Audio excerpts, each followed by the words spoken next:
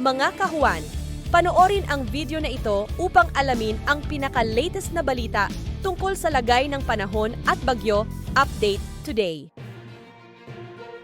Patuloy pa rin umiiral ang northeast monsoon o amihan dito sa bahagi ng Luzon kung saan ngayong araw ay dala pa rin ito yung maulap na kalangitan at mataas na tsansa ng may hinang pagulan or pag-ambon lalo-lalo na dito sa area ng northern Luzon. Samantala, ang easterlies naman ay nakaka-apekto pa rin dito sa bahagi ng Visayas at Mindanao kung saan meron din itong dalang mga isolated na mga pag-ulan, pagkidlat at pagkulog dito sa ilang bahagi o sa malaking bahagi ng Visayas at Mindanao. At ngayong araw nga or in the next 24 hours ay na-expect din natin na makaka-apekto ang shear line dito sa may silangang bahagi ng Southern Luzon at Visayas kung saan magiging mataas po yung tsansa ng mga pag-ulan, pagkidlat at pagkulog na dulot nga ng shear line. Samantala, wala naman tayong minomonitor or namamataan pa na sama ng panahon na maaaring makaapekto dito sa ating bansa.